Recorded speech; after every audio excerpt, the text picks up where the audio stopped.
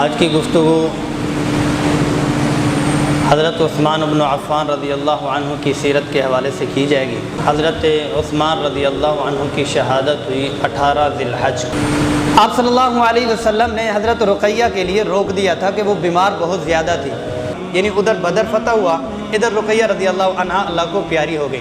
آپ کے ساتھ داماد ہونے کا جو رشتہ تھا وہ رشتہ مجھ سے کٹ گیا ہے، اس پہ میں پریشان ہوں۔ تو آپ صلی اللہ علیہ وسلم نے دوسری بیٹی کا بھی نکاح کیا۔ تقوی کا اتنا عالم، کبھی بھی آنکھوں کی بد نظری اور آنکھوں کو غلط استعمال نہیں کیا، کبھی بھی شراب کو منہ تک نہیں لگایا، اور حیا میں تو آپ صلی اللہ علیہ وسلم بھی اپنی کیفیت اور حیت کو عثمان رضی اللہ عنہ کے لیے تبدیل کر لیا کرتے۔ 10 دفعہ بشارتیں ان کو جنت میں آپ صلی اللہ علیہ وسلم نے جنت کی دنیا میں ہی دی ہیں۔ واقعہ جو کربلا ہوا اس سے بھی زیادہ کہیں دردناک المناک جو واقعہ ہے وہ عثمان رضی اللہ عنہ کا ہے، کہ ہم ویسے تصور میں یہی ہوتا ہے کہ تاریخ میں سب سے زیادہ المناک واقعہ جو ہے وہ آل رسول صلی اللہ علیہ وسلم کے ساتھ ہوا۔ اپنے ہاتھ سے دیا ہوا پانی 40 یا 50 دن تک ان کو پانی بند کیا گیا، اپنے گھر میں ان کو محبوس اور مقید کیا گیا، پانی نہیں دیا گیا۔ منتیں کرتے رہے مجھے آج ایک گھونٹ پانی تو دے دو، تو اشکالات زیادہ بڑھ جاتے ہیں کہ ان کو شہید کیوں کیا گیا، کون لوگ تھے، کہاں سے سلسلہ شروع ہوا، وہ 5 منٹ میں یا آدھے گھنٹے میں گفتگو ہو نہیں سکتی کہ عثمان رضی اللہ عنہ کو بے دردی کے ساتھ شہید کیا گیا۔ اس حالت میں شہید کیا گیا کہ جب کہ یہ قرآن مجید پڑھ رہے تھے۔ فرماتے ہیں کہ میں پانی کی شدت کی وجہ سے، پیاس کی شدت کی وجہ سے سو گیا، تو نیند میں رسول اللہ صلی اللہ علیہ وسلم آئے، خواب میں آئے، اوپر سے ڈول مجھے دیا، وہ میں نے خواب میں اس پانی ڈول میں سے پانی پیا۔ فرمایا رسول اللہ صلی اللہ علیہ وسلم نے کہ آپ کو پانی پینا ہے تو اور پانی پی لو، اگر چاہو تو آج افطاری ہمارے ساتھ کر لو۔ سبحان اللہ۔ روزانہ کا ایک قرآن مجید رات میں تلاوت کیا کرتے تھے، اور عثمان رضی اللہ عنہ مکمل ایک رات میں ایک قرآن مجید کی تلاوت کر لیا کرتے تھے۔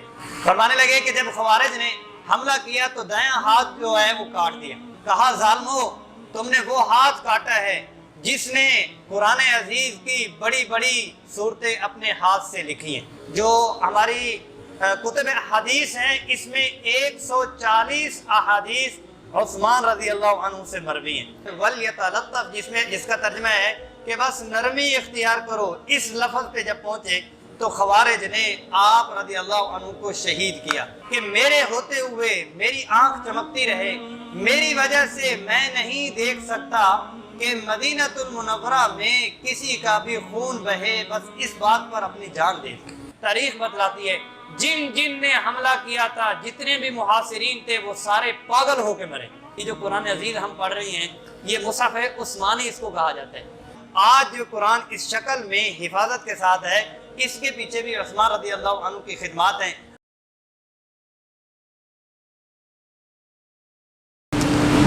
آج کی گفتگو حضرت عثمان بن عفان رضی اللہ عنہ کی سیرت کے حوالے سے کی جائے گی۔ ہجرت کے 35ویں سال حضرت عثمان رضی اللہ عنہ کی شہادت ہوئی 18 ذی الحج کو۔ عثمان رضی اللہ عنہ کو جو اللہ جل جلالہ نے صفات سے نوازا، بہت سی صفات ایسی ہیں جو صحابہ کرام سے بالکل یکتا ہیں، بالکل منفرد ہیں، وہ صرف عثمان رضی اللہ عنہ کے پاس ہی ہیں۔ اللہ تبارک و تعالیٰ نے ان کو السابقون الاولون میں بنایا۔ السابقون الاولون جو سب سے پہلے ایمان لانے والے ہیں ان میں عثمان بن عفان ہیں۔ عثمان بن عفان کا اب صلی اللہ علیہ وسلم سے نسب عبد مناف کے اوپر جا کے ملتا ہے، یہ بھی قریشی ہیں اور رسول اللہ صلی اللہ علیہ وسلم بھی قریشی ہیں۔ عثمان بن عفان کے دادا امیہ آتے ہیں، اس لیے اس شاخ کو بنو امیہ کہا جاتا ہے۔ قریشیوں کی ایک شاخ ہے، اس کو بنو امیہ کہا جاتا ہے۔ عثمان بن عفان کی جو نانی اماں ہیں وہ رسول اللہ صلی اللہ علیہ وسلم کی پھپھی ہیں، تو آپ صلی اللہ علیہ وسلم سے اس طرح قریشی خاندان ہونے کی وجہ سے رشتہ داری بھی بنتی ہے۔ عثمان رضی اللہ عنہ آپ صلی اللہ علیہ وسلم سے روایات میں آتا ہے 6 سال یا 5 سال چھوٹے ہیں، بعد میں پیدا ہوئے ہیں۔ عثمان رضی اللہ عنہ کی جو اسلام لانے کا جو ان کا واقعہ ہے، اس میں جو کردار ہے وہ ان کی خالہ کا ہے۔ ان کی خالہ نے ان کو اسلام کی ترغیب دی جبکہ وہ مسلمان ہو چکی ہوئی تھی۔ ان کی ترغیب کے اوپر ان کو جستجو ہوئی اور دل میں کہا کہ میں بھی مسلمان بن جاؤں۔ تو جاتے کن کے پاس ہیں؟ سبحان اللہ، جاتے کن کے پاس ہیں پوچھنے کے لیے کہ آپ اسلام کے بارے میں کیا کہتے ہیں، محمد صلی اللہ علیہ وسلم کے بارے میں کیا کہتے ہیں۔ کن کے پاس جاتے ہیں پوچھنے اور تصدیق کے لیے؟ ابو بکر صدیق رضی اللہ عنہ کے پاس، جو پہلے سے ہی مسلمان ہو چکے ہوتے ہیں، ان کے پاس جاتے ہیں۔ آپ بتائیں کہ محمد رسول اللہ صلی اللہ علیہ وسلم کے اوپر قرآن نازل ہوا ہے، وہ اللہ کے نبی ہیں، ان کے بارے میں آپ کی کیا رائے ہے؟ تو پھر رائے وہاں سے کیا ملنی تھی؟ فوراً وہیں پر آپ صلی اللہ علیہ وسلم بھی حسن اتفاق وہاں پر پہنچے۔ تو ابو بکر صدیق رضی اللہ عنہ نے آپ صلی اللہ علیہ وسلم کے کان میں سرگوشی فرمائی، تو آپ صلی اللہ علیہ وسلم نے عثمان رضی اللہ عنہ کا ہاتھ پکڑ لیا۔ بس ہاتھ پکڑا تو پھر ہمیشہ کے لیے ہی ہاتھ پکڑے ہی رکھا۔ فرمایا کہ اللہ کی جنت لے لو۔ بس وہیں پر ہی انہوں نے اشہد ان لا الہ الا اللہ واشہد انک رسول اللہ، ایمان وہیں پر ہی لے آتے ہیں السابقون الاولون۔ حکم بن عاص یہ عثمان رضی اللہ عنہ کے چچا ہیں، اور عرب میں عثمان رضی اللہ عنہ کے جو والد ہیں عفان، انہوں نے اسلام کا زمانہ نہیں پایا، اور جو والدہ ہیں انہوں نے اسلام کا عربہ نام ہے، انہوں نے اسلام کا زمانہ بھی پایا اور وہ مسلمان بھی ہوئیں۔ اور حکم بن عاص جو چچا ہیں، انہوں نے عثمان رضی اللہ عنہ کو سلاخوں میں بند کر دیا کہ آپ ایمان لے کر آئے ہیں، اس وقت تک نہیں چھوڑوں گا جب تک اسلام کے خلاف بات نہ کرو، اسلام کے مذہب کو تم چھوڑ نہ دو۔ اس پر فرمایا کہ اسلام جب سچا مذہب ہے، جان جا سکتی ہے کہ عثمان اب اسلام کو کسی صورت میں چھوڑ نہیں سکتا۔ آپ صلی اللہ علیہ وسلم کے اوپر ہر موقع پر انہوں نے اپنی نشاور کی اور اپنی عزت تک، اپنے مال تک، اپنے سکون تک رسول اللہ صلی اللہ علیہ وسلم کے لیے ہر چیز پیش کی۔ رسول اللہ صلی اللہ علیہ وسلم کی 2 بیٹیوں کا واقعہ جو پہلے نکاح ہوا وہ تفصیل میں چلے جائیں گے۔ عثمان رضی اللہ عنہ کے عقد میں آپ صلی اللہ علیہ وسلم نے رقیہ رضی اللہ عنہ کا نکاح کر دیا، اور جب مسلمانوں کے اوپر شدت اور سزائیں ہونا شروع ہوئی، حبشہ کے وقت حبشہ کی طرف جب ہجرت ہوئی تو عثمان رضی اللہ عنہ نے اپنی اہلیہ کے ساتھ ہجرت کی۔ تو اس وقت رسول اللہ صلی اللہ علیہ وسلم نے فرمایا کہ حضرت ابراہیم علیہ السلام اور لوط علیہ السلام کے بعد اگر کسی نے اپنے گھر والوں کے ساتھ ہجرت کی ہے تو وہ عثمان رضی اللہ عنہ ہے۔ بعد میں ہجرت ہوئی مدینہ المنورہ کی طرف، تو عثمان رضی اللہ عنہ نے اس طرف بھی ہجرت کی۔ اللہ نے بہت حسن سے نوازا ہوا تھا، سفید رنگ تھا، اور نچلا حصہ جو تھا وہ بھرا ہوا تھا، جسم پہ بال جو تھے وہ گھنے تھے، داڑھی کے سر کے جو بال تھے وہ لمبے لمبے، اور انہوں نے زلفیں بھی اپنی رکھی ہوئی ہوتی تھی۔ داڑھی کے بال جو تھے وہ بہت گھنے تھے، اور کندھوں کی جو ہڈیاں تھیں وہ ابری ہوئی تھیں، بہت وجیح اور قامت بھی بہت خوبصورت تھی۔ غزوہ بدر کے موقع پر عثمان رضی اللہ عنہ کو آپ صلی اللہ علیہ وسلم نے حضرت رقیہ کے لیے روک دیا تھا کہ وہ بیمار بہت زیادہ تھی، اور جب واپسی پر ہوئے تو غزوہ بدر کی جب مال غنیمت تقسیم ہوئی تو عثمان رضی اللہ عنہ کو بھی دی گئی کہ آپ بھی ہمارے ساتھ شریک تھے، جانا چاہتے تھے، آپ کی تشکیل ہم نے خود سے ہی کی تھی کہ آپ کو خدمت کرنی ہے۔ تو حضرت رقیہ رضی اللہ عنہ کا انتقال ہوا۔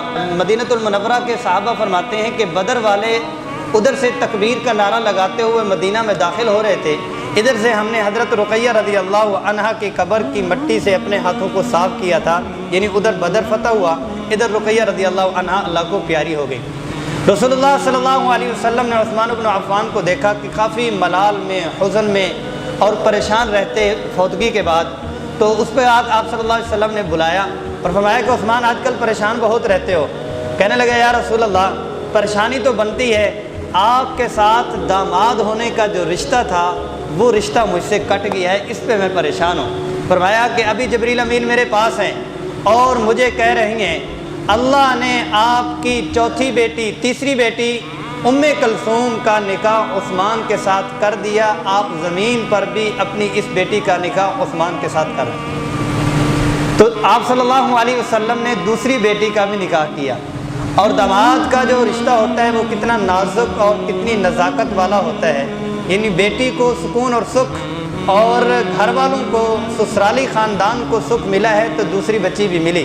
پھر اللہ کا کرنا یہ ہوا کہ رسول اللہ صلی اللہ علیہ وسلم کے ہوتے ہوئے ہی ام کلثوم کا بھی انتقال ہوا رضی اللہ عنہ، دو بیٹیوں کا انتقال ہوا۔ تو اس پر آپ صلی اللہ علیہ وسلم نے فرمایا کہ اگر میری 40 بیٹیاں بھی ہوتی تو یکے بعد دیگرے میں عثمان رضی اللہ عنہ کے عقد نکاح میں اپنی ساری بیٹیاں ایک ایک کر کے دے دیتا، کیونکہ دو بیٹیوں کو ایک ساتھ، دو بہنوں کو ایک ساتھ جمع کرنا جائز نہیں ہے۔ تو اس پر مختلف روایات، ایک میں 10 کا بھی آتا ہے، پھر 40 کا بھی آتا ہے، یعنی کہ کثرت جو ہے وہ 40 کی طرف ہے۔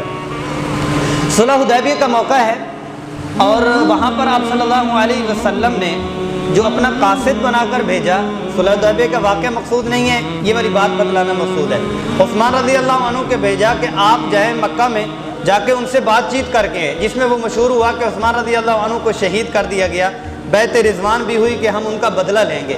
اس پر صحابہ کہنے لگے کہ یا رسول اللہ کہ عثمان رضی اللہ عنہ تو بڑے خوش قسمت ہیں، کیونکہ وہ کعبے میں پہنچ چکے ہیں، اور کعبے میں جب پہنچ چکے ہیں احرام انہوں نے باندھا ہوا ہے، انہوں نے تو طواف بھی کر لیا ہوگا، انہوں نے تو سعی بھی کر لی ہوگی، انہوں نے تو حلق بھی کر لیا ہوگا، انہوں نے تو احرام اتار بھی لیا ہوگا، وہ تو بڑے خوش قسمت ہیں، انہوں نے تو یہ سارے کام کر لیے ہوں گے، ہم جو ہیں صلح حدیبیہ کے کنارے پہ بیٹھے ہوئے ہیں، ہم نے یہ کچھ بھی نہیں کیا۔ عثمان رضی اللہ عنہ واپس آتے ہیں تو احرام میں ہی ہوتے ہیں۔ آپ صلی اللہ علیہ وسلم نے صحابہ کے سامنے پوچھا آپ نے طواف نہیں کیا، سعی نہیں کی، آپ نے عمرہ نہیں کیا؟ فرمایا یا رسول اللہ آپ کے بغیر اور آپ کی اجازت کے بغیر میں کیسے کر سکتا تھا۔ یہ اطاعت تھی، یہ محبت تھی کہ اس وقت میں ان کو اگر وہ کر بھی لیتے تو پکڑ نہیں تھی، لیکن رسول اللہ صلی اللہ علیہ وسلم کی اطاعت اور محبت بہت زیادہ تھی۔ مدینہ المنورہ میں رسول اللہ صلی اللہ علیہ وسلم کے اوپر جو انہوں نے اپنا مال دیا، کمال کا دیا، غنی تھے، غنی امیر بھی تھے اور دل کے بھی امیر تھے، امیر بھی تھے اور دل کی بھی امیر تھے۔ بہت سارے لوگ امیر ہوتے ہیں لیکن دل کے امیر نہیں ہوتے، مال کے بھی امیر تھے، دل کے بھی امیر تھے۔ غزوہ تبوک کے موقع پر نفیر عام کا حکم ہوا، اور وہ تفصیلی واقعہ غزوہ تبوک کا ہے۔ اس وقت جب ابوبکر صدیق رضی اللہ عنہ اپنے گھر کا سارا سامان لاتے ہیں، عمر فاروق رضی اللہ عنہ اپنے گھر کا آدھا سامان لاتے ہیں، تو وہاں اگر کثرت دیکھی جاتی ہے تو عثمان رضی اللہ عنہ سے بڑھ کر کوئی نہیں ہوتا، کیونکہ شیخین تو اپنا سارا کچھ ہی دے دیتے، کیفیت میں زیادہ تھے، لیکن مال کی کثرت میں عثمان رضی اللہ عنہ سے زیادہ کوئی بھی نہیں تھے۔ اللہ نے نوازا بہت زیادہ ہوا تھا، انہوں نے اپنے مال کا کچھ تھوڑا سا ہی نکالا ہوگا، کثرت میں عثمان رضی اللہ عنہ کے برابر کوئی نہیں تھا۔ آپ صلی اللہ علیہ وسلم کھڑے ہوئے اور فرمایا کہ کون بندہ اللہ کے راستے میں مال خرچ کرنا چاہتا ہے؟ تو عثمان رضی اللہ عنہ کھڑے ہوئے، فرمایا کہ میں 100 اونٹ دوں گا ما ساز و سامان، فرمایا کہ ہر جمعے میں ایک غلام ضرور میں آزاد کیا کرتا تھا۔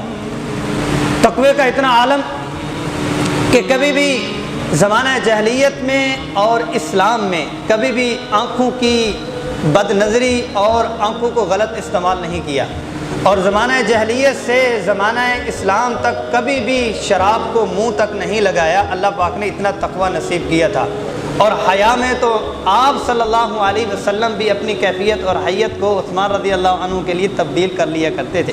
حضرت عائشہ رضی اللہ عنہ فرماتی ہیں کہ رسول اللہ صلی اللہ علیہ وسلم تشریف فرما تھے، اور ٹانگیں جو ہے وہ تھوڑی بچھی ہوئی تھی، اور تہمد مبارک جو تھا وہ پنڈلی تھوڑی سی نظر آ رہی تھی۔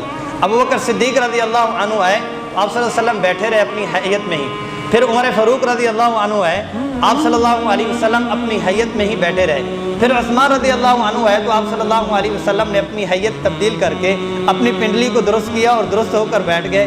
فرماتی ہیں کہ ہم نے پوچھا یا رسول اللہ صلی اللہ علیہ وسلم یہ کیا ماجرا؟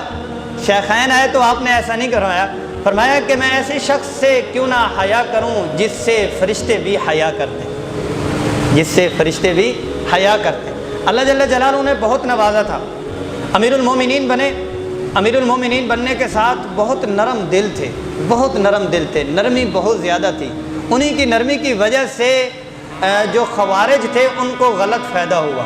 عثمان رضی اللہ عنہ کا عمر فاروق رضی اللہ عنہ کا تو کوڑا تھا اور ان کا پھر روب تھا اور دبدبہ تھا، انہوں نے کسی کو کھسکنے نہیں دیا۔ اور عثمان رضی اللہ عنہ 12 سال امیر المومنین رہے۔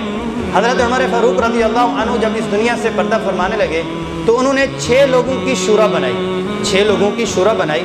فرمایا کہ میرے بعد یہ شورا کے لوگ ہیں، ان میں سے یہ آپس میں مشاورت کے ساتھ کسی کو امیر المومنین متعین کریں گے، کیونکہ حضرت ابو بکر صدیق رضی اللہ عنہ نے اپنے ہوتے ہوئے عمر رضی اللہ عنہ کو ہوتے ہوئے منتخب کر لیا کہ یہ امیر ہوں گے۔ اور عمر رضی اللہ عنہ نے فرمایا کہ آپ صلی اللہ علیہ وسلم نے امت کو اپنے حال پہ چھوڑا تھا، اس وقت ہمیں مشکلات ہوئی تھی کہ کس کو امیر المومنین بنائے، لیکن اشارہ مل چکا تھا اور آپ صلی اللہ علیہ وسلم نے نمازوں کا مصلی ابو بکر صدیق رضی اللہ عنہ کو دے دیا تھا، تو اس لیے ہم سمجھ گئے تو ہوا ہے۔ اب اس میں عثمان رضی اللہ عنہ کو مجلس شورا دی، زبیر رضی اللہ عنہ، طلحہ، علی رضی اللہ عنہ بھی اس میں شامل ہیں، سعد بن ابی وقاص بھی ہیں، عبد الرحمن بن عوف رضی اللہ عنہ ہیں۔ 6 لوگوں کی شورا ہے، 6 لوگوں نے آپس میں مشاورت کرنی ہے کہ کس کو امیر المومنین بنانا ہے۔ ان تمام کی مشاورت میں نام کن کا آیا؟ عثمان بن عفان رضی اللہ عنہ۔ 12 سال امیر المومنین رہے، اور امیر المومنین ہونے سے پہلے بھی ان کی دین کے لیے بہت خدمات تھیں، اس کے بعد بھی بہت زیادہ خدمات ہیں۔ پہلے کی جو خدمات ہیں اس میں بئر معونہ کے نام سے ایک آتا ہے۔ مدینہ المنورہ میں پانی کے لیے کوئی بھی انتظام نہیں تھا، ایک یہودی کا کنواں تھا اور وہ بھی پیسوں سے دیا کرتا تھا، اور یہودی لوگ مسلمان عورتوں کے اوپر جملے کسا کرتے تھے اور باتیں کیا کرتے تھے اور پانی نہیں دیا کرتے تھے۔ 4 کلومیٹر یا 2 کلومیٹر مدینہ المنورہ سے یہ دور یہ کنواں تھا۔ عثمان رضی اللہ عنہ نے ان کو آفر کروائی، اور سمجھدار بھی تھے اور پھر تاجر تھے، ظاہر کہ تجارت کرنے والا، با اخلاق تقوی والا۔ پھر وہ تجارت جو ہے وہ عقل سے ہوتی ہے نا، تجارت جو ہے وہ عقل سے ہوتی ہے کہ پتہ کہاں سے لینا ہے، کہاں سے۔ یہ نہیں ہے کہ عقل کا قطن یہ مطلب نہیں ہے کہ کسی کو دھوکہ دینا، لیکن سمجھداری سے جو کام کرنا ہوتا ہے وہ تو تجارت میں، بزنس تو یہی کاروبار جو ہے وہ سمجھداری تو سکھاتا ہے، سلجھاؤ تو سکھاتا ہے، حسن تدبیر تو سکھلاتا ہے۔ یہودی کو کہا کہ منہ مانگا آپ قیمت لے لو اور یہ کنواں ہمیں دے دو، جتنے کا دینا ہے دے دو، جتنی تمہاری قیمت ہے۔ یہودی نے کہا نہیں، کہا چلو ٹھیک ہے، نہیں دینا تو کوئی ایسا مسئلہ نہیں ہے، آدھ پہ دے دو، 50% پہ دے دو، آدھی قیمت منہ مانگی لے لو، آدھا کنواں آپ کا اور آدھا میرا۔ اس پر وہ آ گیا، یہودی تھا، جتنا بھی یہودی تو پہلے سے یہودی چلے آ رہے ہیں، ان کا بھی دماغ تھا، اس نے کہا چلو یہ ہے کہ میرے پاس ہی رہ گئے، میں بھی اس کا مالک ہی رہوں گا اور قیمت بھی اتنی زیادہ لے لوں گا۔ لیکن تقوی والے اللہ والے جو ہوتے ہیں ان کی دور اندیشی بہت ہوتی ہے، تو پہلے تھا کہ وہ بیچا کرتا تھا۔ عثمان رضی اللہ عنہ نے ان سے کنواں لے لیا آدھ کے اوپر۔ تقسیم کیسی ہوئی کہ ایک دن یہودی بھریں گے، ایک دن عثمان رضی اللہ عنہ کا کنواں ہوگا، کنواں کا پانی ہے۔ عثمان رضی اللہ عنہ نے اعلان کر دیا جس نے فری پانی لینا ہو وہ اس دن آ کے پانی بھر لیا کرے۔ اس نے اپنی قیمت لینی تھی۔ اب کیا ہوا کہ فری والے دن رش ہوتا تھا، مسلمان سارے فری میں اور فی سبیل اللہ میں پانی بھر لیا کرتے تھے۔ دوسرے دن جس دن یہودی کی باری ہوتی تھی اس میں کوئی بھرنے کے لیے نہیں جاتا تھا، ان کا ہمیں کیا ضرورت ہے کہ ہم جا کے پیسے دیں، ہم ایک دن کے بعد جو ہے وہ زیادہ بھر لیں گے۔ یہودی نے دیکھا میرا تو بزنس اور میرا تو سارا کچھ جو ہے وہ بیٹھ گیا، 6 مہینے کے بعد منت کر کے کہا آپ کی مہربانی دوسرا کنویں کا حصہ بھی لے لو اور سستے داموں تم خرید لو۔ عثمان رضی اللہ عنہ نے اتنی ذہانت سے یہودی سے وہ کنواں لیا اور اہل مدینہ کے لیے وقف کر دیا کہ یہ اہل مدینہ کے لیے وقف ہے۔ جب مسجد نبوی کی توسیع ہو رہی تھی اس وقت 20 یا 25 ہزار دینار عثمان رضی اللہ عنہ نے مسجد نبوی کی توسیع کے لیے دیا کہ اس میں توسیع کر دیں۔ آپ صلی اللہ علیہ وسلم نے تقریباً کوئی 10 مواقع پر ایسے ہیں، تقریباً 10 مواقع ایسے ہیں جس میں رسول اللہ صلی اللہ علیہ وسلم نے فرمایا کہ عثمان جنتی ہے۔ 10 دفعہ بشارتیں ان کو جنت میں آپ صلی اللہ علیہ وسلم نے جنت کی دنیا میں ہی دی ہیں۔ عثمان رضی اللہ عنہ کا جو شہادت کا واقعہ آتا ہے وہ انسانیت میں سب سے زیادہ مظلومیت والا ہے، سب سے زیادہ مظلومیت والا ہے۔ ہم نے حسین رضی اللہ عنہ کے واقعہ بیان کرتے بھی ہیں، سنتے بھی ہیں، تصور میں بھی یہی آتا ہے کہ آل رسول صلی اللہ علیہ وسلم کو یوں دردی کے ساتھ، بے دردی کے ساتھ شہید کیا گیا، ان کا پانی بند کیا گیا، ان کے واقعہ المناک واقعے کے اوپر آسمان بھی رویا، زمین بھی روئی۔ لیکن یہ ہے کہ اہل علم یہ جانتے ہیں کہ واقعہ جو کربلا ہوا اس سے بھی زیادہ کہیں دردناک، المناک جو واقعہ ہے وہ عثمان رضی اللہ عنہ کا ہے۔ جس مظلومیت کے ساتھ عثمان رضی اللہ عنہ کو شہید کیا گیا، اس درجے کی مظلومیت اپنے اپنے درجے کی، میرا کوئی اس کے اوپر بات کرنا، اعتراض کرنا نہیں ہے، صرف اس پہلو سے بتلانا ہے کہ ہم ویسے تصور میں یہی ہوتا ہے کہ تاریخ میں سب سے زیادہ المناک واقعہ جو ہے وہ آل رسول صلی اللہ علیہ وسلم کے ساتھ ہوا، ان کا مقام، ان کا مرتبہ، ہمارا سب کچھ ان پر قربان۔ لیکن علمیت اور تاریخ جو بتلاتی ہے کہ سب سے زیادہ جو مظلوم ہیں وہ عثمان رضی اللہ عنہ ہے، کہ اپنے ہاتھ سے دیا ہوا پانی 40 یا 50 دن تک ان کو پانی بند کیا گیا، اپنے گھر میں ان کو محبوس اور مقید کیا گیا، پانی نہیں دیا گیا۔ اپنے گھر کی چھت پہ کھڑے ہو کر خوارج کے سامنے امیر المومنین ہونے کے باوجود منتیں کرتے رہے کہ یہ وہی کنواں ہے جو مدینے کے لیے میں نے دیا تھا، یہ وہی پانی ہے جو پورا مدینہ اس کو فری فی سبیل اللہ پی رہا ہے، مجھے آج ایک گھونٹ پانی تو دے دو۔ لیکن یہ ہے کہ ان ظالموں نے وہ پانی بھی نہیں دیا۔ حضرت حسین رضی اللہ عنہ، حسن رضی اللہ عنہ اس وقت آپ رضی اللہ عنہ کی حفاظت کے لیے تھے، علی رضی اللہ عنہ نے خود ان کو بھیجا تھا کہ آپ ان کی حفاظت کے لیے محاصر کے طور پر کھڑے ہوں، لیکن ان ظالموں نے اس تک آپ رضی اللہ عنہ تک کچھ بھی نہیں پہنچنے دیا۔ واقعہ تفصیلی ہے، اس میں بہت ساری فکری گفتگو بھی ہے، تاریخی گفتگو بھی ہے۔ فکری اور تاریخی گفتگو میں نہیں جاؤں گا کیونکہ اس وقت بھی چاہیے، جب تک اس کے لیے 2-3 گھنٹے مکمل پس منظر کے ساتھ گفتگو نہ کی جائے تو اشکالات زیادہ بڑھ جاتے ہیں کہ ان کو شہید کیوں کیا گیا، کون لوگ تھے، کہاں سے سلسلہ شروع ہوا۔ وہ 5 منٹ میں یا آدھے گھنٹے میں گفتگو ہو نہیں سکتی، اس کے لیے 2-2.5-3 گھنٹے چاہیے کہ مسلسل وہ پیچھے سے تاریخ بیان کرنے کے بعد جب تک وہ مکمل اطمینان والی گفتگو نہ ہو، ورنہ اشکالات جو ہے وہ زیادہ بڑھ جائیں گے۔ مقصود کہنے کا یہ ہے کہ عثمان رضی اللہ عنہ کو بے دردی کے ساتھ شہید کیا گیا، اس حالت میں شہید کیا گیا کہ جب کہ یہ قرآن مجید پڑھ رہے تھے، پانی ان کو اوپر بند کر دیا گیا۔ جب پانی بند ہوا تو جس دن شہید ہونے لگے اس دن کا وہ واقعہ خود بیان کرتے ہیں، فرماتے ہیں کہ میں پانی کی شدت کی وجہ سے، پیاس کی شدت کی وجہ سے سو گیا تو نیند میں رسول اللہ صلی اللہ علیہ وسلم آئے، خواب میں آئے، فرمایا عثمان آپ کا پانی انہوں نے بند کر دیا، یہ لو پانی آپ پی لو۔ اوپر سے ڈول مجھے دیا، وہ میں نے خواب میں اس پانی ڈول میں سے پانی پیا جس سے میں اب جاگ رہا ہوں اور دن گزر چکے ہیں۔ اس پانی کی ٹھنڈک میں سینے میں اور اپنے پیٹ پہ اور اپنے سینے میں ابھی بھی محسوس کر رہا ہوں کہ میری پیاس ساری ختم ہو گئی۔ فرمایا رسول اللہ صلی اللہ علیہ وسلم نے کہ آپ کو پانی پینا ہے تو اور پانی پی لو، اگر چاہو تو آج افطاری ہمارے ساتھ کر لو۔ سبحان اللہ، کیا اس سے کیا پتہ چل رہا ہے کہ روزے میں تھے، روزانہ کا ایک قرآن مجید رات میں تلاوت کیا کرتے تھے۔ اور روایات میں آتا ہے کہ یہ پہلے صحابی ہیں، انہوں نے بہت سارے، جب خوارج ان کو شہید کرنے لگے اس وقت انہوں نے اپنی 10 صفات گنوائی، ان میں سے ایک یہ بھی تھی کہ میں رسول اللہ صلی اللہ علیہ وسلم کے دور میں ہی مکمل حافظ بن چکا تھا اور روزانہ رات کے نوافل میں ایک قرآن مجید ضرور پڑھا کرتے تھے، اور یہ پہلے صحابی ہیں جو ایک رکعت میں بھی قرآن مجید کی تلاوت کر لیا کرتے تھے۔ دوسرے صحابہ 7 سپارے ایک منزل جو ہے وہ قرآن مجید کی تلاوت کیا کرتے تھے، اور عثمان رضی اللہ عنہ مکمل ایک رات میں ایک قرآن مجید کی تلاوت کر لیا کرتے تھے۔ تو فرمایا کہ میں نے جو افطاری والا آپشن تھا اختیار کر لیا کہ آج افطاری میں آپ کے ساتھ ہی کروں گا۔ فرمانے لگے کہ جب خوارج نے حملہ کیا تو دایاں ہاتھ جو ہے وہ کاٹ دیا، دایاں ہاتھ کاٹ دیا، کہا ظالمو تم نے وہ ہاتھ کاٹا ہے جس نے قرآن عزیز کی بڑی بڑی صورتیں اپنے ہاتھ سے لکھی ہیں۔ حضرت عائشہ رضی اللہ عنہ فرماتی ہیں کہ جب وحی نازل ہوتی تھی، رسول اللہ صلی اللہ علیہ وسلم پر وحی کی شدت ہوتی تھی، میرے ساتھ ٹیک لگا لیتے تھے، ادھر سے وحی نازل ہوتی تھی، ادھر سے عثمان رضی اللہ عنہ کو فرماتے تھے کہ آپ یہ وحی لکھ لیا کریں۔ جو ہماری کتب حدیث ہیں اس میں 140 احادیث عثمان رضی اللہ عنہ سے مروی ہیں، عثمان رضی اللہ عنہ سے 140۔ جو مشہور حدیث ہے خیرکم من تعلم القرآن وعلمہ، تم سے سب سے بہتر وہ ہے جو قرآن مجید کو سیکھے اور سکھائے، یہ بھی عثمان رضی اللہ عنہ سے مروی ہے۔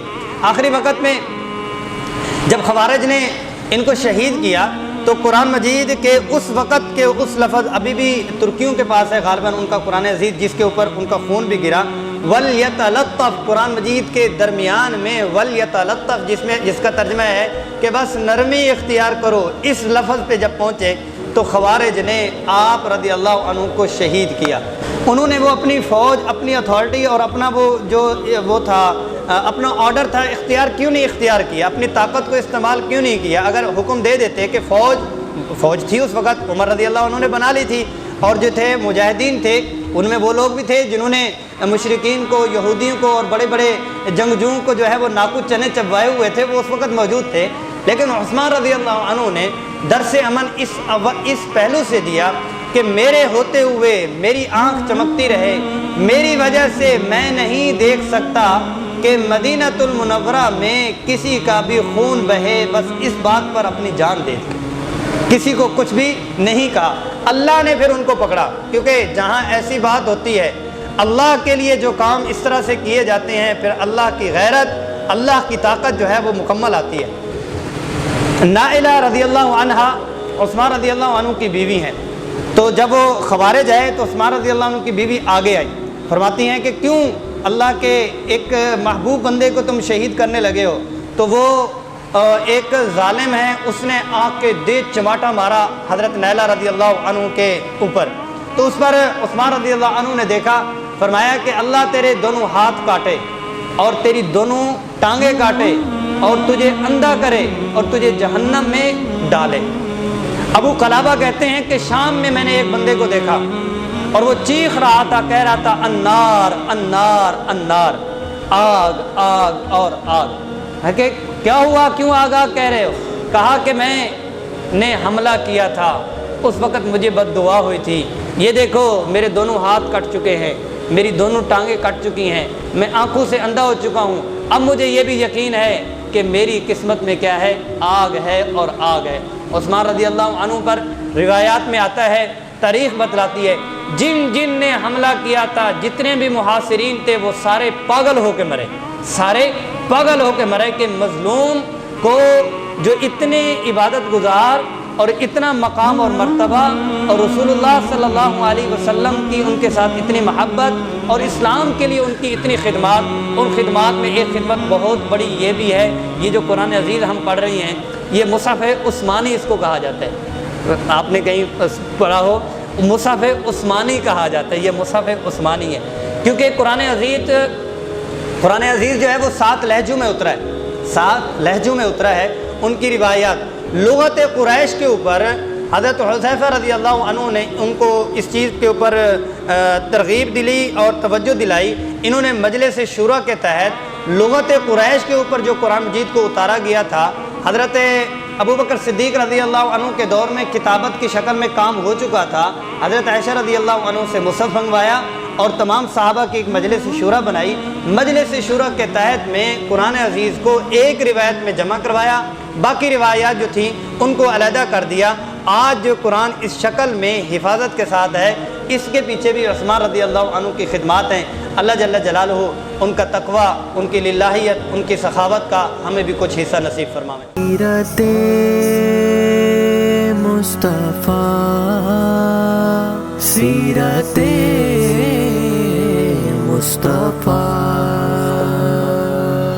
سیرت ہی سیرت، سیرت ہی سیرت، سیرت ہی سیرت، سیرت ہی سیرت، پیارے نبی کی پیاری ہے سیرت۔